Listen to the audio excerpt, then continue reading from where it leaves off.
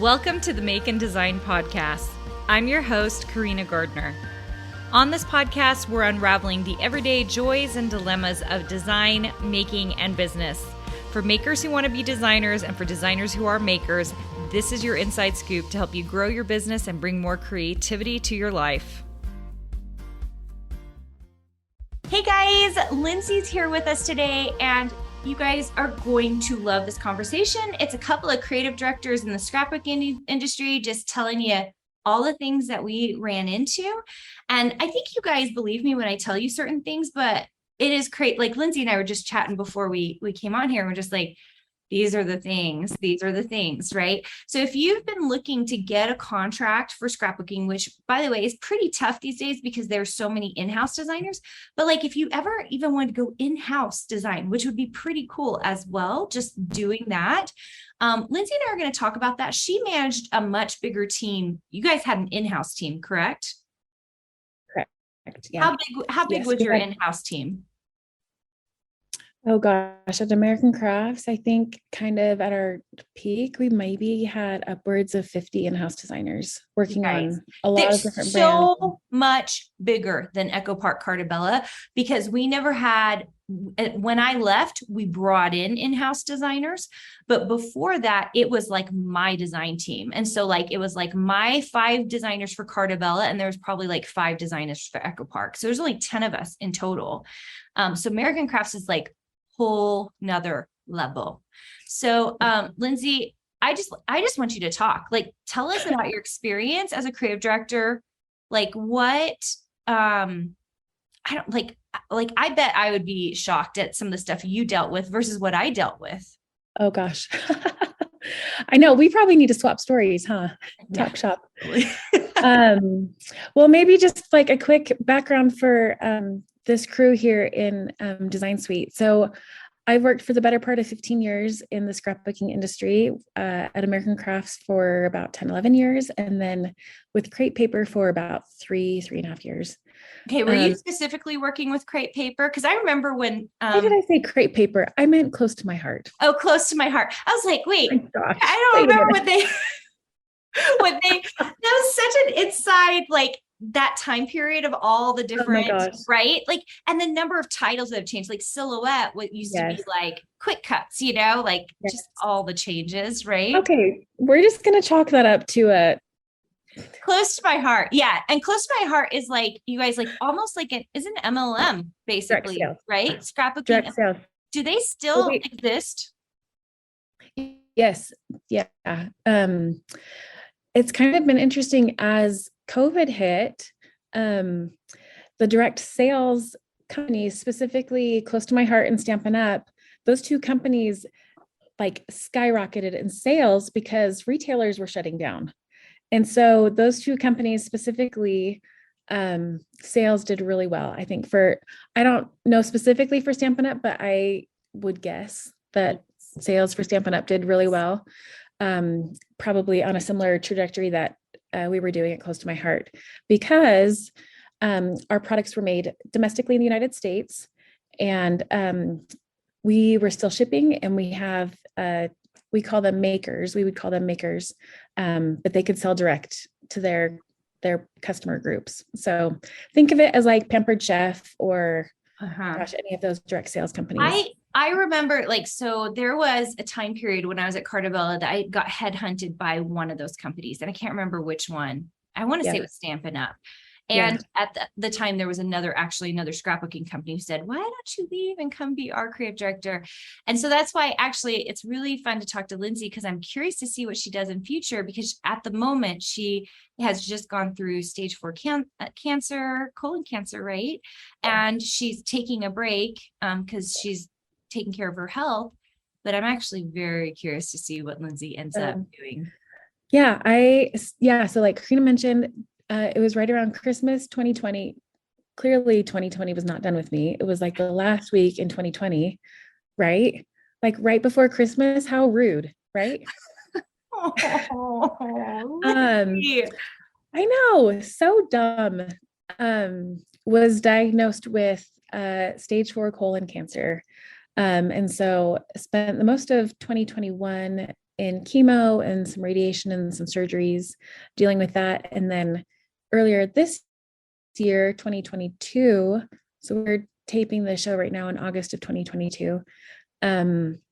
So earlier this year, found some on my lungs. So I've been going through some radiation and treatment for kind of, I don't know if it's lung cancer or if it's just more metastatic cancer, but anyway, taking a break from work right now to deal with those health things. Yeah, we'll see what's next. Yeah. I mean, I think you're so smart, and I'm hoping you're resting up. But the thing is, once you've done what Lindsay has done, I mean, you're not stressed about deciding at some point you want to do X, Y, and Z, right? It's pretty easy for you to plummet right into that's, I think once you're creative director of a company, because I've always felt that, like, worst case scenario, I guess I could go be a creative director for X, Y, and Z, or I could be their head designer or whatever. And so it's like a really good place to pivot from. Yeah. Okay, I want you to dig into the 50 designers, being the creative director. What did that look like? Oh gosh. So so kind of the trajectory of a designer when you work in-house is you'll start typically as like a designer / a junior designer. Kind of those are kind of interchangeable introductory level designers. At American Crafts, we would have a designer, a senior designer, art director, creative director, senior director, creative director. And so when I left American Crafts, I was creative director. So I was involved in management conversations, as well as managing art directors and smaller teams. So that group of 50 designers were broken up into smaller teams, and they handled a lot of our licensing partners. So I mentioned Dear Lizzie, Amy Tangerine, Paige Evans. Heidi, was Heidi with you guys at that point? Heidi Swap. Yeah. Yep. Do you guys have Heidi Tim Holtz or no? Does No. Tim have his own? Tim, I think, who is Tim with? I can't think of who he's with right now. I can't think who he's with. But I remember when yeah. Heidi made that transition, because they got brought out. She was actually with, why am I blanking on? She was with Pink Paisley. She was with Pink Paisley. And Pink Paisley sold into American Crafts. And then you didn't end up keeping Pink Paisley, right? You only kept Heidi Swap. We actually did keep Pink Paisley for several years. As of today, I'm not sure what the status is of Pink Paisley. I know that Paige Evans still has a line. Yeah, I think I saw that, because Paige does stuff for Silhouette still. Yeah. I mean, you talk about like a queen of silhouette, right? Like in her scrapbooking specifically lines. Paige is amazing. So I think Paige's lines might be underneath the American Crafts umbrella right now, instead of under specifically the Pink Paisley umbrella. So American Crafts is the parent company, and then we have all of those smaller brands. And then underneath those brands, we have licensors. And so the way that our design team was set up was they would each work on a brand. And so that would include like a brand and typically a licensor, brand and a licensor. That was generally high level speaking how our design team was split up. And so you would have these designers that intimately knew what a Maggie Holmes looked like, what a Dear Lizzie line looked like, what an Amy Tangerine looked like, what a Vicky Booten line looked like. And just really knew the ins and outs of that brand. And so that was really important when you're working at a company like American Crafts. You have to maintain distinct qualities and characteristics when you're designing and building a collection, because you don't want this homogenized look across the board. And so that was a big part of my job as creative director, and overseeing all these brands to make sure that each line told a distinct story and it just had a distinct point of view and perspective within the scrapbooking and crafting industry, that they brought a new voice to the table, that they maintained characteristics from previous lines and built on that foundation from one collection to the next, that there was like a story that kind of connected them through the years. So that was one of my main jobs, I think, as creative director at American Crafts, was to make sure that there was differences and separation and between the lines and made sure that as we brought new on or acquired a new company, that there was a distinct look and feel about that company and that it would appeal to a different audience, because that's what you're trying to do as a business, is you're trying to expand that footprint and reach of who your audience is. Yeah, agreed. And I think that's something designers need to hear. Now, so we worked so differently because my creative director group was almost agency style. So like we hired and contracted multiple designers that worked under the Carina Gardner brand, who then worked for Cartabella. So it was kind of an agency within a company. Yeah. Whereas you had a lot of in-house designers. And one of the things I was thinking when you were talking is that it is so interesting because, you know, Design Suite, you guys are trying to market yourself and create the products. But when you think about like the model at American Crafts, it really is actually the opposite. The marketers are the big brand, like the Dear Lizzies or the Amy Tangerines. They're doing the marketing, and there's a whole design team underneath who are actually creating the designs. So it's actually easier because it's broken out into parts. Yeah.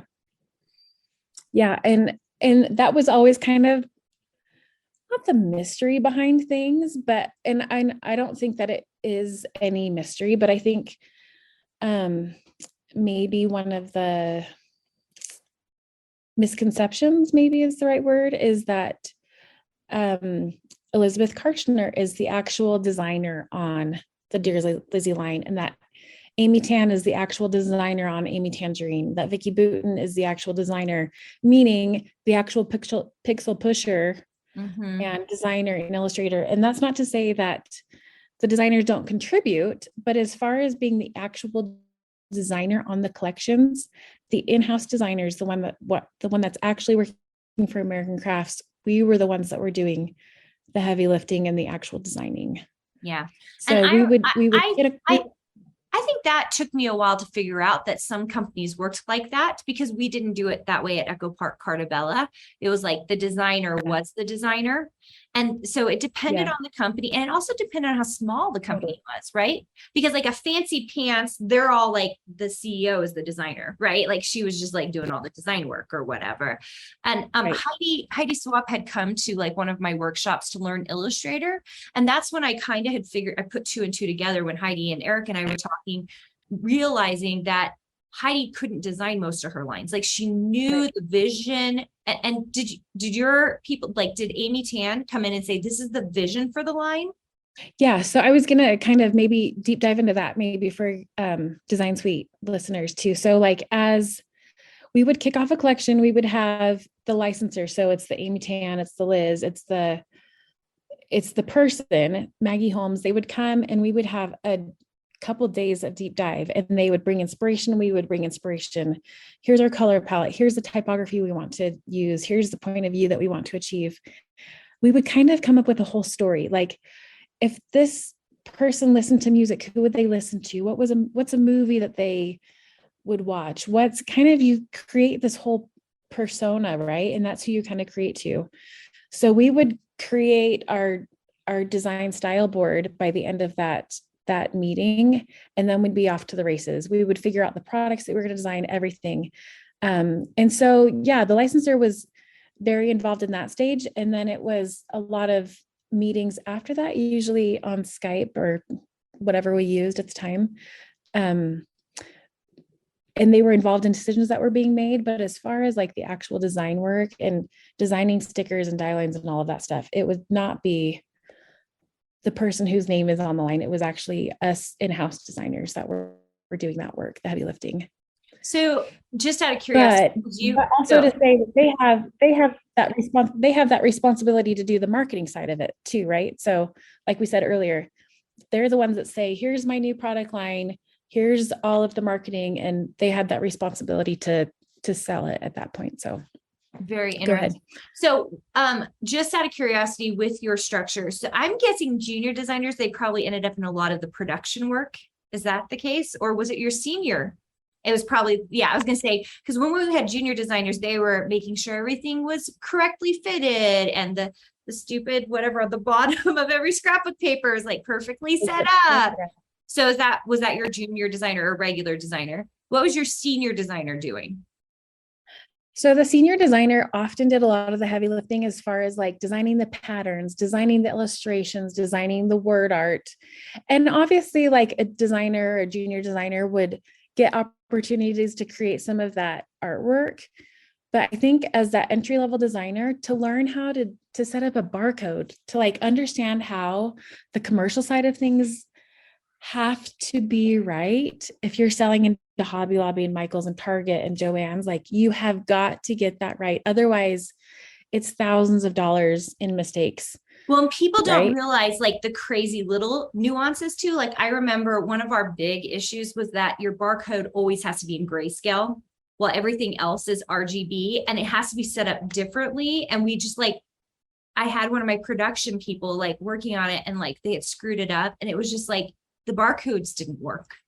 And it's Yeah. just like, that is sometimes millions of dollars, it's definitely thousands of dollars, but it was just like, oh, like when I talk about production, you guys, it's because I am so serious about it, because it will get you fired. Yeah. Well, because it becomes all unusable product and you end up having to dump stuff. And it's just, you make that mistake once. Yeah, it's so true. You don't make it ever again. No. So, okay. So then you've got your senior designer, and then you guys, creative director is the next one up. And so And then we have like we have an art director next. an art director next. And Okay. so like an art director might oversee maybe 2 teams. And then creative director is overseeing those art directors. Got it. So yeah, it's just kind of that building of trust and understanding. And like, do they have things like the little zip strip on the bottom of the paper mastered? Do they understand how that works?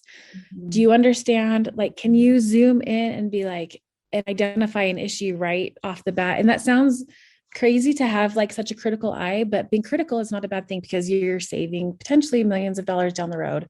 Mhm. So you really have to have that critical eye and just an eye for detail. Like that is such a critical skill set to develop, to be able to just look at something and quickly identify what's working and what's not working. Yeah. So And be able to move forward. So I know so many designers think it really is all about the design work. That's definitely the fun part, right? Like building the patterns, building the collection, building the sticker sets, like that is such the fun part. But the thing that gets you a job in the design world or gets you picked up as a contractor in the design world is the something special. It's not necessarily how good the design work is, but it's like, are you good at details? Are you good at execution? How fast you are, production? Are those the same things that you were looking for? Totally. And like, I think like what you just said, and we were even chatting beforehand, like what is it that sets you apart?